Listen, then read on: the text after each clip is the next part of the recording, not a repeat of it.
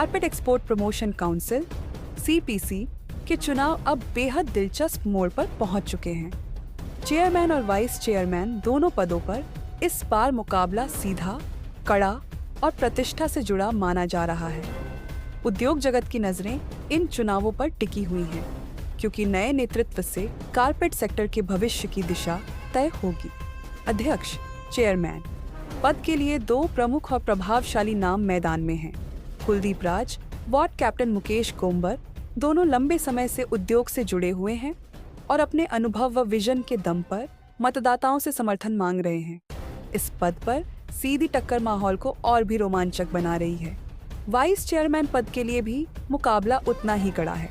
दो प्रत्याशी आमने सामने हैं। असलम महबूब, उनके ऑपोजिट हैं संजय गुप्ता ने वाइस चेयरमैन पद के लिए अपनी पूरी तैयारी कर ली है और उन्होंने साफ कहा है कि वे उद्योग से जुड़े वास्तविक मुद्दों को प्राथमिकता बनाकर चुनाव लड़ रहे हैं। संजय गुप्ता ने बताई, चुनावी रणनीति। हमारे संवाददाता फारूक जाफरी ने इस चुनावी माहौल पर संजय गुप्ता से विशेष बातचीत की। उन्होंने कहा, कारपेट उद्योग इस समय कई चुनौतियों से जूझ रहा है। इंसेंटिव, निर्यात बढ़ाने, उत्पादन लागत, सरकारी सहयोग और सुविधाओं की कमी जैसे मुद्दे वर्षों से लंबित हैं। नया नेतृत्व आएगा तो इंडस्ट्री के इन ज्वलंत मुद्दों को सरकार के सामने मजबूती से उठाया जाएगा। उन्होंने स्पष्ट किया कि यह चुनाव सिर्फ पद पाने का नहीं, बल्कि उद्योग को संकट से बाहर लाने का चुनाव है। उद्योग जगत में उत्सुकता चरम पर। चुनाव की तारीख नजदीक आते ही सभी उम्मीदवार अपने समर्थकों से लगातार संवाद कर रहे हैं। मीटिंग, प्रचार और रणनीतिक चर्चाओं का दौर तेज हो चुका है। अब नजरें इस बात पर हैं कि कौन भारी बहुमत से जीतकर CEPC की कमान संभालेगा। कौन उद्योग की समस्याओं को केंद्र और राज्य सरकार तक पहुंचाकर समाधान दिलाने में सफल होगा। इन चुनावों का परिणाम कारपेट उद्योग के भविष्य के लिए बेहद अहम माना जा रहा है। चुनाव जो हो रहा है बहुत ही महत्वपूर्ण चुनाव है, क्योंकि हमारा जो उद्योग है ऐसे मोड़ पे आके खड़ा है। टैरिफ की समस्या है और ड्रॉबैक की समस्या हो और इंसेंटिव की समस्या हो, इंटरेस्ट सबवेंशन की समस्या हो, सारी समस्याएं वैसे की वैसी ही हैं और किसी का समाधान नहीं निकला है।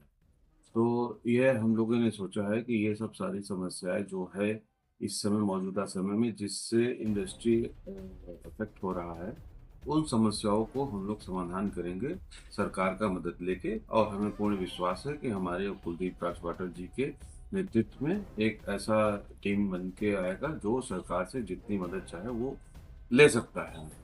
आपने पीछे देखा होगा कि एक टीम सक्रिय रही है पिछले 5 से 10 सालों तक, और जो भी हमारी सुविधाएं थी सरकार से मिलती थी वो धीरे धीरे कम हो गई या तो बंद हो गई।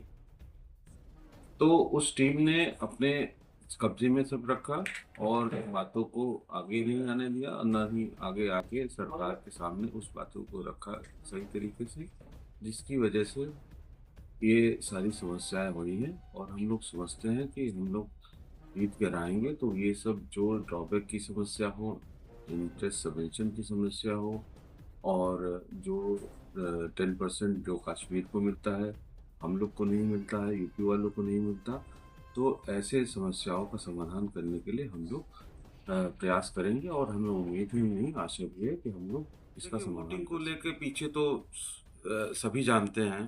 कुछ एक लोगों ने वोटों को इधर उधर करके चुनाव लड़ा था, जिसका दिल्ली हाई कोर्ट ने संज्ञान लेते हुए उसको पूरे चुनाव को निरस्त कर दिया था।